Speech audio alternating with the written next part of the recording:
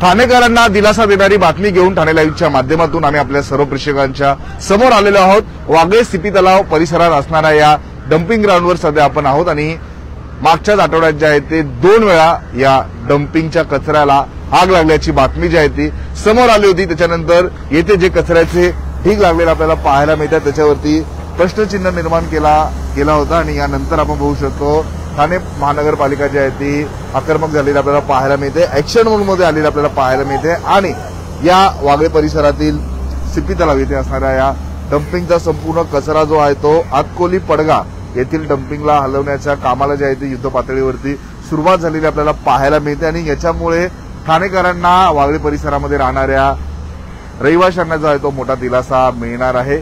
याच परिसरामध्ये 2 वेळा आग लागण्याची घटना घडली होती आणि या घटनेनंतर मोठ्या प्रमाणात लोकप्रतिनिधी असतील आक्रमक झालेले आपल्याला पाहायला मिळाले, स्थानिकही मोठ्या प्रमाणात आक्रमक झालेले आपल्याला पाहायला मिळाले। त्याच्यानंतर आता आपण बघू शकतो कामाला जी आहे ती सुरुवात झालेली आपल्याला पाहायला मिळते। मोठ्या प्रमाणात जे आहे ते येथील कचरा ठाण्यातला कचरा जो आहे तो हटविण्यात येतोय आणि पडगा येथे असणाऱ्या आतकोली डम्पिंग येथे जे आहे ते संपूर्ण कचरा जो आहे तो नेण्यात येतो। अशा समोरच्या दृश्यामध्ये आपण ज्या गाड्या बघितल्यात असे मोठमोठे डंपर आहेत, त्याच्या माध्यमातून कचरा जो आहे तो येथून हटविण्यात येत आहे आणि युद्ध पातळीवरती आपण बघू शकतो कशा प्रकारे हे काम सुरू आहे आणि ठाणे महानगरपालिकेच्या माध्यमातून लवकरात लवकर या डम्पिंगवरती असणारा हा भार जो आहे तो कमी केला जातोय। आपण जर समोरच्या दृश्यांमध्ये पाहिलं तर अक्षरशः कचऱ्याचा डोंगर लागल्याचं आपल्याला पाहायला मिळतंय आणि याच पार्श्वभूमीवरती ही समस्या लवकर ठाणेकरांची दूर व्हावी आणि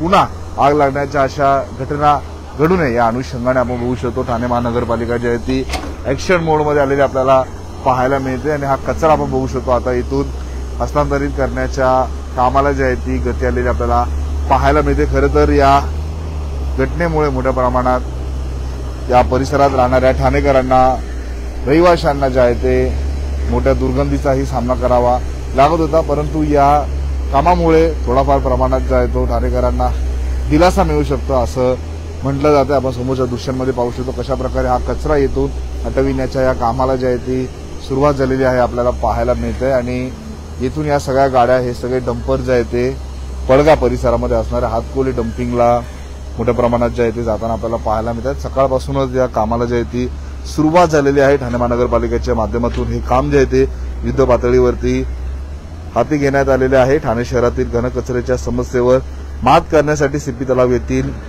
साचून राहिलेला कचरा तातडीने मौजे आतकोली येथील शेपणभूमीवर हस्तांतरित करण्याची प्रक्रिया जी आहे ती सुरू करण्यात आलेली आहे। याकरिता 3 सत्रात जादा वाहनांचा वापर करून सीपी तलाव येथील कचऱ्यांचे हस्तांतरण करण्यात येत आहे। त्यामुळे येणाऱ्या पुढील काही दिवसात घरोघरी जाऊन कचरा संकलन करण्याची प्रक्रिया जी आहे ती नियमित होणार आहे।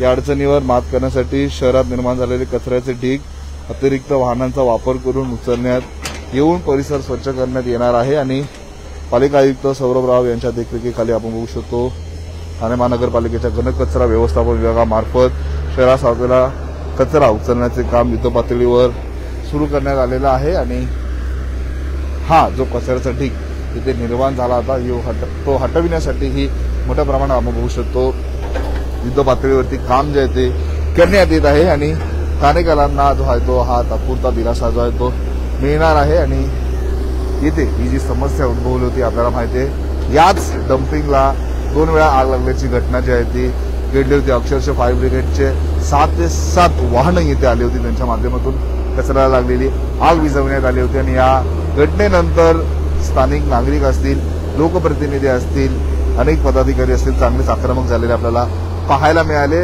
अनेकांनी प्रश्नचिन्ह निर्माण केले आणि या घटनेनंतर आता आपण बघू शकतो ठाणे महानगरपालिकेच्या माध्यमातून हा संपूर्ण कचरा ठाणे शहरातून हटविण्याच्या या कामाला जी आहे ती सुरुवात झालेली आपल्याला पाहायला मिळते आणि कशा प्रकारे हे कामकाज सुरू आहे याचाच आढावा आम्ही ठाणे लाईव्हच्या माध्यमातून घेतो। मोठ्या प्रमाणात आपण बघू शकतो कर्मचारी असतील, येथे काम करणारे हे सगळे बांधव असतील आपल्याला पाहायला मिळतात, त्यांच्या माध्यमातून मॅनेजमेंट करण्यात येत आहे आणि लवकरात लवकर हे जे कचऱ्याचे ढीग आहेत ते ठाणे शहरातून रिकामी करून हा जो अतिरिक्त कचऱ्याचा भार जो आहे तो कमी करण्याचं काम जे आहे ते या सर्व कर्मचाऱ्यांच्या माध्यमातून करण्यात येत आहे आणि शहरात जो आपल्याला बऱ्याच ठिकाणी कचरा साचलेला पाहायला मिळतोय तोही लवकरात लवकर जो आहे तो उचलण्यासाठी जे आहे ते काम करण्यात येते आणि या संपूर्ण डम्पिंग ग्राउंडवरची या कामांची ही दृश्य आम्ही आपल्या सर्व प्रेक्षकांपर्यंत जे आहे ते ठाणे लाईव्हच्या माध्यमातून सर्वप्रथम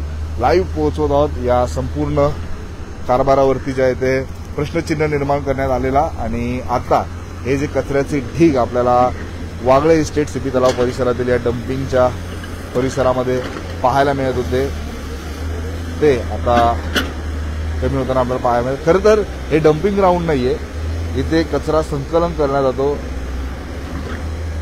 आणि त्याच्यानंतर घनकचरा जायचं हस्तांतरण करण्याचं हे केंद्र आहे। म्हणजे ठाणे शहरातला जेवढा कचरा आहे तो इथे येऊन जातो, नंतर पुढे डम्पिंगला जातो। परंतु मागील काही दिवसांपासून मोठ्या प्रमाणात याच ठिकाणी जे आहे ते कचरा साठवला जात होता, त्यामुळे हे अक्षरशः डोंगराप्रमाणे कचऱ्याचे ढीग लागलेले आपल्याला पाहायला मिळत होते आणि मागच्याच आठवड्यात तब्बल 2 वेळा येथे आग लागल्याची धक्कादायक घटना घडली। त्याचमुळे जे आहे ते पालिका जे आहे ते ऍक्शन मोडवर आलेलं आपल्याला पाहायला मिळते।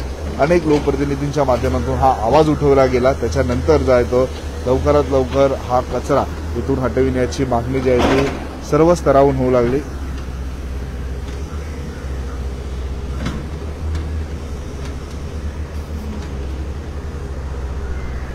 आता आपण बघू शकतो प्रत्यक्षात या कामाला सुरुवात झालेली आहे।